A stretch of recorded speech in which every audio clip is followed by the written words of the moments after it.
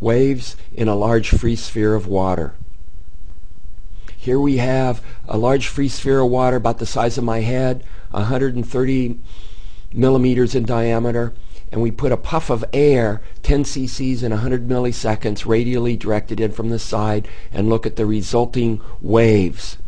And there's a combination of surface waves and body waves that go through this sphere. We saw that in real time. Now we see it in slow motion. Starts off with a crater sending a droplet off, and then a series of surface waves which come together at the antipoidal or 180-degree point from the impact. And these waves collapse back down and go across the other side towards the impact point.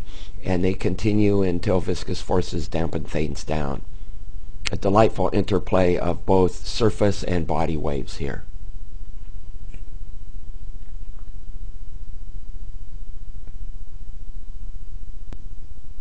Water droplets in a bubble in a sphere.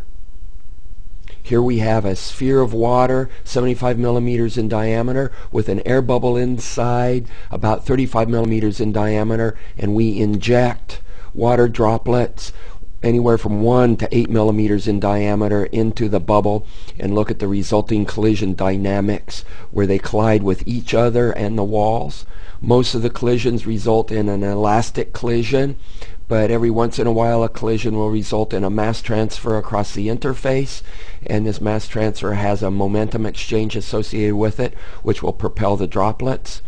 Here a droplet is going in circular motion on the inside of the sphere until a mass transfer occurs and propels it off the surface.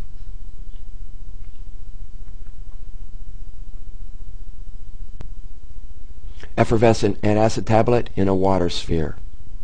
Here's a sphere of water 50 millimeters in diameter with an effervescent antacid tablet. Bubbles form rapidly from a chemical reaction.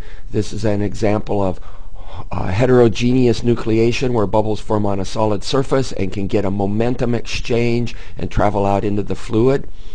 The bubbles rapidly coalesce.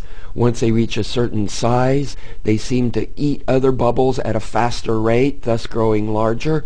And in this form of a bubble war, you end up with a bipolar situation with two large bubbles that rapidly eat all the other bubbles. And eventually you get a situation where one bubble dominates and all the other bubbles are pressed into an annular space.